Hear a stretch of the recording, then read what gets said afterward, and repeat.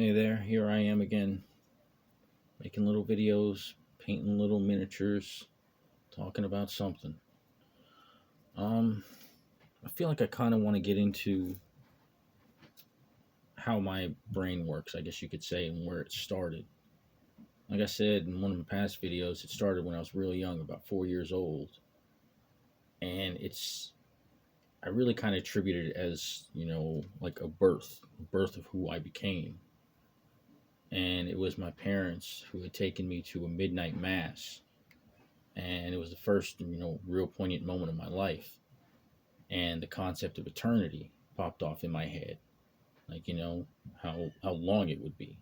If there is no end, there can be no middle. If there's no middle, there's only the perpetual beginning. So a trillion eons from now is still the only beginning of my existence. And my whole thing is with boredom. What do you do with that kind of time? If you live forever and ever and ever, how do you not do everything?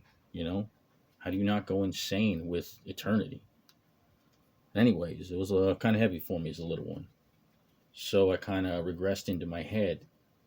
And it was in that regression that, or discovery or exploration, whatever you want to call it, that I started creating programs in my head, I guess, for lack of a better word. And two of the first were my suits and bubbles. My suits were just different versions of me, various different versions. It could be anything, I could be anyone.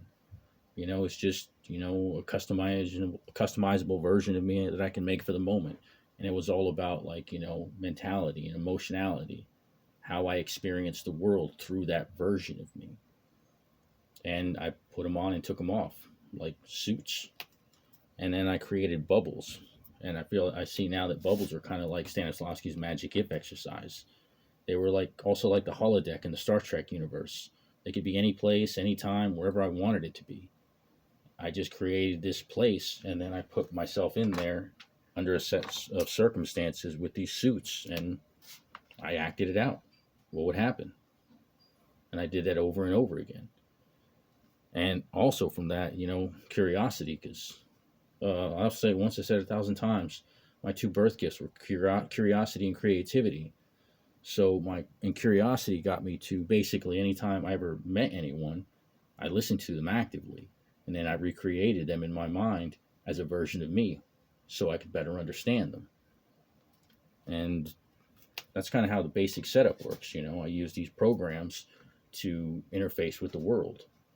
And I've done it all my life, and it was just after I got into acting, and that was later in life. I wasn't young. I was like in my early 20s when I got into acting. And it wasn't until I was about 30 years old till I made the connection that what I was doing was so akin to what acting was. My suits and bubbles were just characters in Stanislavski's Magic If. And there was a lot of other things I got too, but again, it's just how we create ourselves as human beings mentally and emotionally, and I just tapped into it at a very, very young age. And I just started building myself from there. And it's what's given me my particular brand of crazy. But I don't know. I feel like that's kind of what put me on the path that I'm on. It's been a rough one, I ain't gonna lie, because I don't know what I'm doing. But I feel like there's a lot more. I feel like we should be doing better. We should be better as a species. I mean, we got, what, over 8 billion sentient supercomputers with emotional power cores?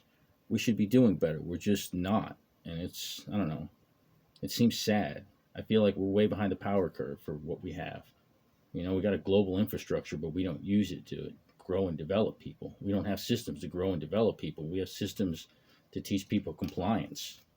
And that's just not working. I mean, it's like that freaking movie Idiocracy. We're just kind of rolling down that path because we aren't making better people. We're just making more people. And quality definitely suffers. But I'm going to cut off there, I guess, for the bit.